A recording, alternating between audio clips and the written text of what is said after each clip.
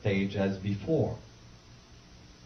So they went into the Jordan, sat there with the ark, while all of the tribes of Israel went across, and the water was stopped. And then as soon as they got out, the water started to flow again.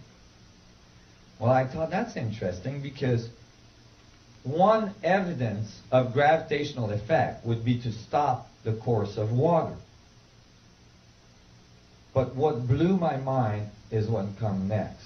At the end of that chapter, for the Lord your God, they're talking about the ark, dried up the Jordan before you until you had crossed over. The Lord your God did to the Jordan just what had been done to the Red Sea when he dried up before us, when he dried it up before us until we had crossed over. Wow. That has been omitted. Because this says that they used the Ark of the Covenant of the Lord to open the Red Sea with Moses. But in the section where they talk about opening the Red Sea, they just say Moses lift up his staff and open his arm, and the Red Sea opened. They forgot to mention that the ark was involved with this staff. And so here they do, though. Here they make it very obvious that the power of the ark was used to open the Red Sea. That means the ark was not the box that was built at the foot of Mount Sinai after opening the Red Sea. The power of the ark had to be there with Moses before he crossed the Red Sea. And thus it was something else. The box was only something to carry it across the desert for 40 years. Probably he didn't have time to take the box out when he left Egypt. He just took the crystal. Go ahead. Do you think Ethiopia has the Ark of the Covenant now? I'm going to get to that. So, are you guys all following this? Yes. Okay. So I was really excited. I was like, oh my God, this is really real. I mean, they're really talking about some object. And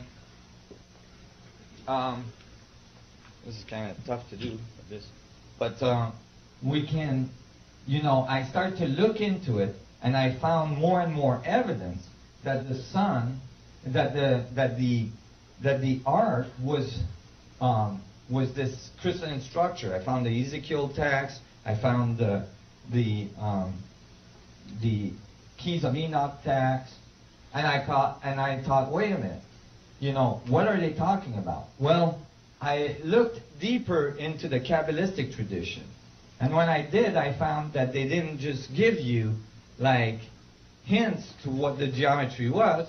They actually said, this is the Kabbalistic tree, this is the foundation of all creation, and if you decode this, you'll understand all of the universe. So I knew there that they were giving us a really good key to what was powering the Ark of the Covenant, since the Ark was thought to be the seat of God, the seat of the universe. And the Kabbalistic tree can commonly be described as the tree of knowledge as well. The tree that was placed in the Garden of Eden at the center of our Genesis. So when I looked at it, I thought, what is this? And I started to read Kabbalistic tradition texts and all this. Oh my God, I got so confused. It was so confusing. There's so much stuff out there, and it's all philosophy. And I was really kind of not being able to find anything that was jiving, but I was looking at the geometry, and what I did is I plastered it on the ceiling of my van so I could lay in my bed and look at it in the morning, every morning, and I was trying to decode it. And really quickly, I realized that the bottom part was a tetrahedron. and that the top part was an octahedron. But I didn't know what this middle part was. This X with a box around it. I didn't know how to deal with that. And then I realized, wait a minute, this box here, this rectangle, fits in this upper rectangle. So I thought, oh, maybe they just took it and squashed it. So I took the top part and slid the bottom into it.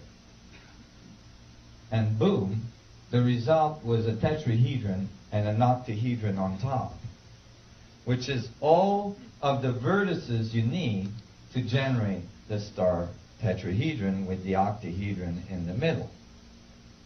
You guys see this? To generate this, all you need is a tetrahedron and an octahedron and all the vertices, and you can start building it. So I was like, oh, this is cool. As soon as you slide the bottom into the top, basically, as soon as you compress it, as soon as you collapse it, right, you obtain a 3D geometry. And then I realized that the Kabbalistic text said that there wasn't just one tree, but that there's four, and that they're attached at the crown, or at the root.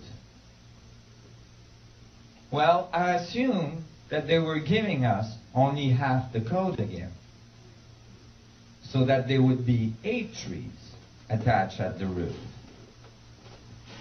Well, if there is 8 trees attached at the root, and each one are decoded to give a star tetrahedron, as we just did, then the result is 64 tetrahedron grid.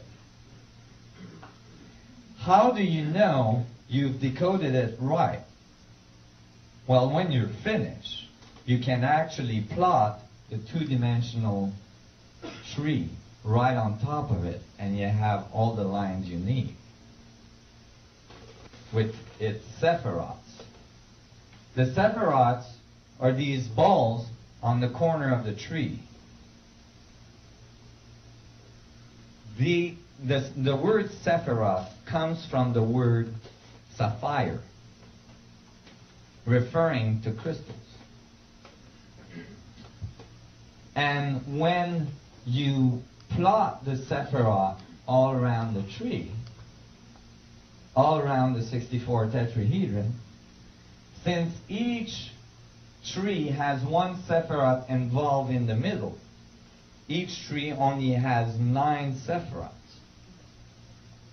9 multiplied by 8, 72. I had come back exactly to the tetragrammaton. You've got And 2 other ways that you can do this. Mhm. The top 3 are always considered to be separate and above man, and thus to be mapped separately. Mhm. Center, the center and the crown, is in its own space, and the one space that's missing that you have filled in with your dark circle is da'at, known as knowledge. Knowledge, that's right. That point, that's the esoteric sephirot in the middle. That's right. I have shown this to rabbinic tradition experts, and one of them started crying.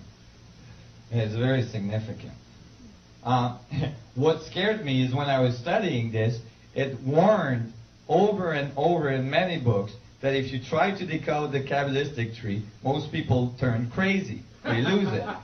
And I figure, well, you know what? I'm already crazy, so I can't go much further, so I should be all right, right? And so I just went at it, and it came out. So I was like in amazement that it was so easy. Now I did do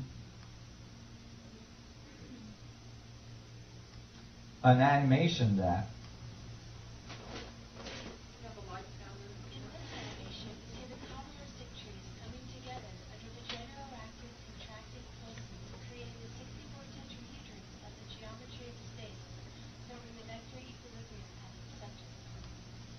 So here it is, again. In this animation, we see the Kabbalistic trees coming together under the general active contracting pulses, creating the 64 tetrahedrons of the geometry of space, forming the vector equilibrium at its center. Thank you, Amber.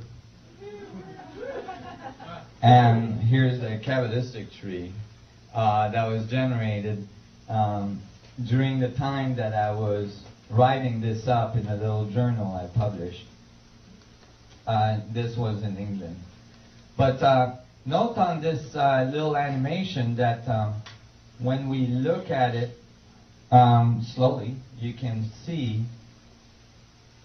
Can everybody see here how the tree actually compresses and becomes a 3D object? This is the contractive side of the event horizon, you see?